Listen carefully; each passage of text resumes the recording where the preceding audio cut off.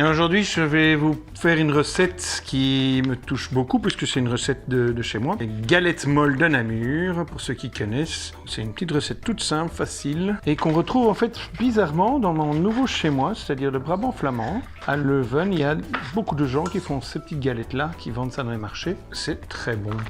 L'avantage de ces petites galettes, c'est qu'elles conservent très longtemps. On va pouvoir garder ces galettes pendant plusieurs jours, même allez, si c'est bien emballé, pendant facilement 7 à 10 jours.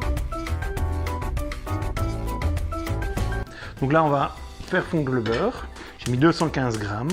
Voilà, je mets ça sur le feu.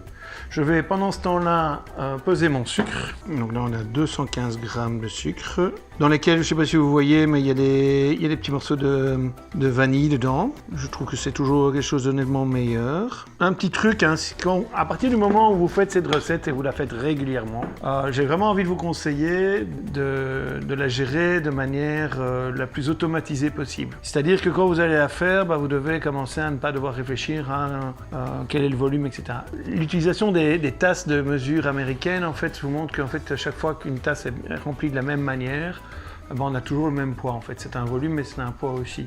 Et personnellement, pour toutes les recettes que je fais de manière rapide, par exemple comme celle-ci, voilà, je sais plus ou moins que ça, c'est une tasse en fait, une tasse de sucre. Et donc, hop, ça permet d'aller beaucoup plus vite. Je vais mettre 3 œufs. Voilà. Je vais y ajouter du lait, 60 ml. Et donc maintenant, on va battre tout ça pour faire, pas vraiment un ruban, parce qu'on n'a pas besoin que ce soit mousseux, mais que ce soit fini. Alors ici, il y a notre beurre qui doit fondre. On va attendre parce que c'est en train... Alors, vous connaissez ça, ce principe, quand le beurre commence à faire des bulles, c'est en fait, c'est tout simplement l'eau qui est dans le beurre, puisque le beurre est composé de 82% de matière grasse et de 18% d'eau, c'est quand l'eau commence à s'évaporer. Donc c'est un bon indicateur pour dire qu'il faut s'arrêter. Et le beurre noisette, c'est en fait quand toute cette eau a disparu. Donc on va s'arrêter avant, un petit peu avant le beurre noisette, bien que c'est quand même sympathique comme saveur. Alors, ça va comment le beurre? Le beurre est presque fondu. Alors, c'est une petite recette que je fais assez régulièrement à la maison, parce que j'ai 2 petits-enfants et ça leur fait leur collation de 10 heures. On attend 2 secondes que celui-ci fonde.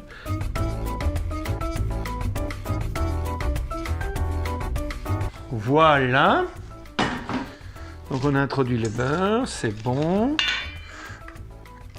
Maintenant, on va mettre la farine. La farine, on est à 250 grammes. Donc, la farine. Alors, c'est au moment où on intègre la farine que je vais intégrer aussi la poudre à lever, parce que j'aime toujours bien mettre un petit peu de poudre à lever. Vous pouvez mettre aussi du sucre vanillé, ou faire comme moi, c'est-à-dire mettre de la vanille en poudre directement. Maintenant, vous pouvez aussi mettre de la cannelle, ça marche très bien. Bon, ça ne plaît pas à tout le monde, donc pour une école, je ne le conseillerais pas. Mais voilà. Donc, ici, nous avons donc notre petite pâte qui est rapidement faite. Et donc, je vous dis, ça, vous faites ça la veille, vous laissez refroidir en chambre froide et ce sera très bon. Alors, pour utiliser ça, en fait, c'est vraiment des petites galettes. On va utiliser une pince à glace.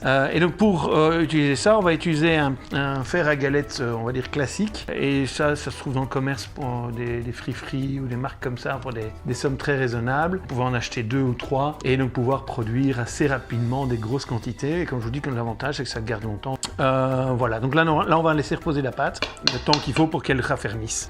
Donc voilà ma méthode cold pack. Donc voilà, 2 cold pack et on met ça dedans.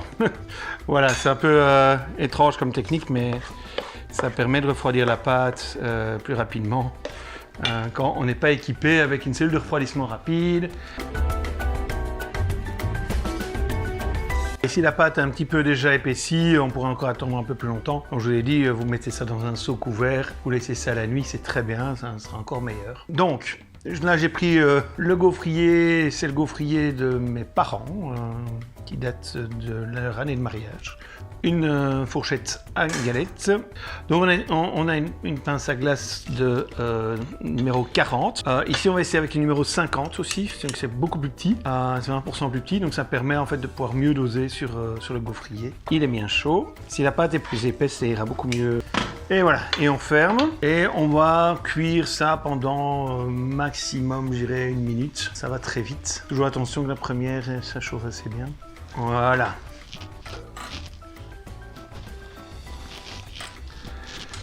Voilà, et je crois que pour mon gaufrier, le numéro 50, c'est vraiment l'idéal. Les galettes, vous les mettez sur une grille pour refroidir. Et puis, quand ça va refroidir, vous avez le phénomène de cristallisation dont je vous parlais tout à l'heure.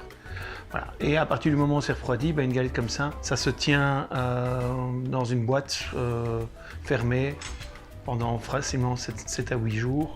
Si c'est une boîte en métal, vous n'êtes pas loin des 15 jours, 3 semaines.